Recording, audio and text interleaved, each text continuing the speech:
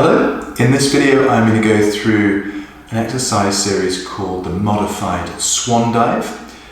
Now, I think if there's any classic Pilates exercise which almost triggered the birth of modified Pilates techniques, it's the Swan Dive. In its classical original form, it's one of those things which I just steer well clear of, and it's kind of akin to, you see people doing the worm on a dance floor. It's one of those movements where there are these kind of very, very difficult ballistic movements and lots of potential for error, injury, and in my case, embarrassment when I've tried it. So I'm very glad that modified techniques have adapted out of this with perhaps a more clinical look at what you're trying to achieve with something like a swan dive or the modifications.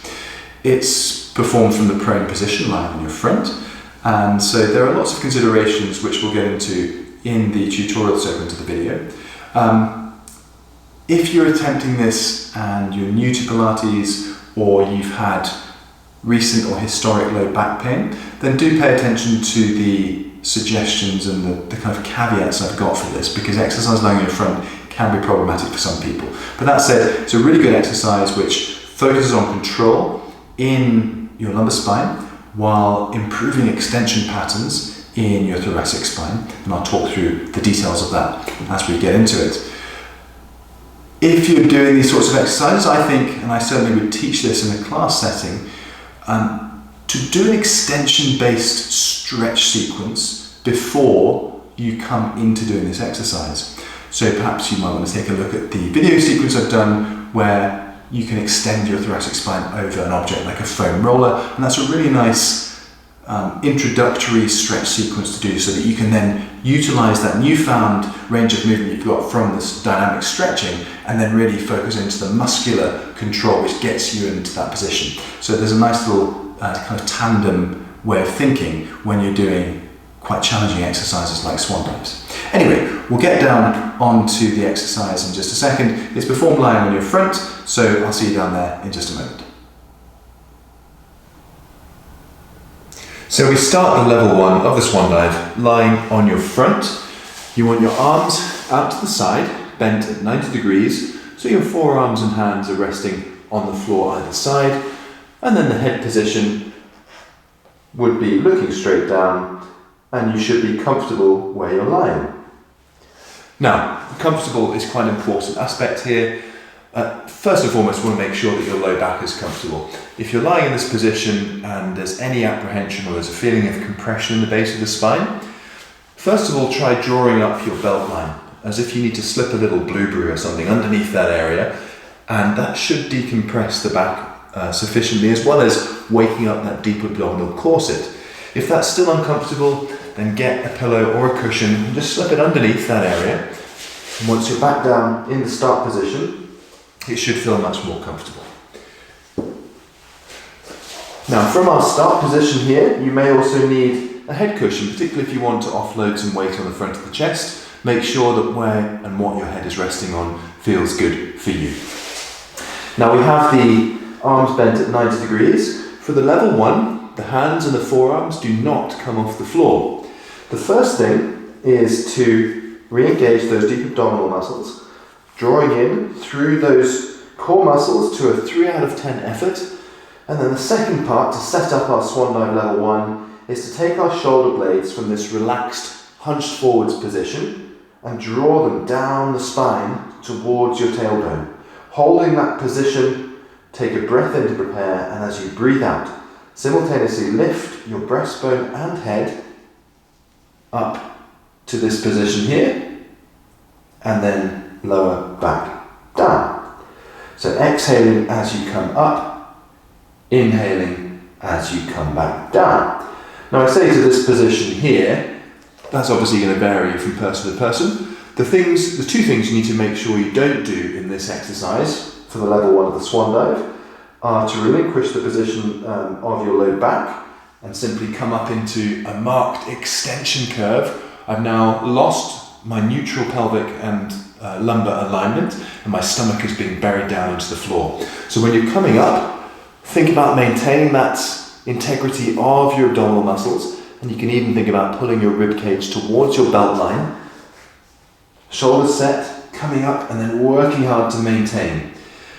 Because you won't go up as high if you're doing that technique, some people will fall into the trap of promoting a false head movement and looking out in front, which is something we desperately want to avoid for the neck. We need to keep our neck in a neutral position here. So we're in the upper reaches of the movement, we're working simultaneously to keep the neck neutral, but also the lumbar spine neutral as well. Final point would be to make sure those shoulders don't lurch back down in between reps. Keep the shoulders set, exhaling up, inhaling down.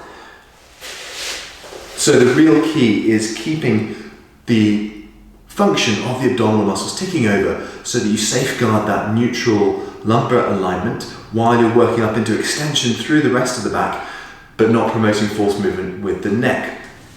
Now the next level is a lot more challenging because the arms come off the floor. So exactly the same start position, exactly the same focus on shoulder setting, drawing in through those deep abdominal muscles.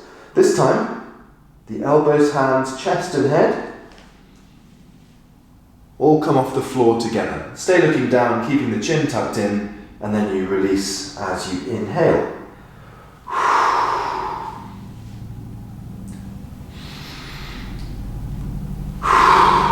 Try as you return to the mat to have every point of contact arrive at the same time. And with that more difficult level, there's going to be far more tendency for that low back to crumple as you try going up into extension. So really the focus of the swan dive, the modified swan dive, is these two elements that we don't want moving. The cervical spine and the neck, by keeping that neutral position as if you're holding a tennis ball between your chin and chest, and the effort to keep neutral through the lumbar pelvic area. Now I find it's very helpful if you focus on bringing that rib cage towards your belt line and getting that activation of your abdominal muscles to stop that lumbar spine collapsing to the floor, and you're drawing that together to get that integrity, as I said. As you come up into a swan dive, you should be focusing on smooth, controlled, slow, intentional movement, regardless of which level you're doing. And it will really work you hard to get those thoracic extensors kicking in while simultaneously strengthening your core. So those are the more dynamic movements for the thoracic spine. I'll talk through the final variation in just a second, which focuses much more on dynamic control of the cervical spine.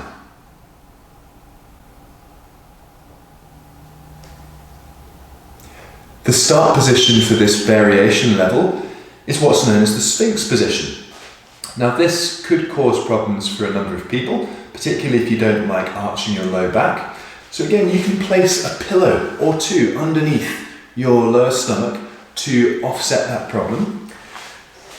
It may be that even with those modifications, it's just not a nice position for you, too much pressure through the elbows or shoulders, in which case you can have a 4-point kneeling start position, and the neck movement will be exactly the same.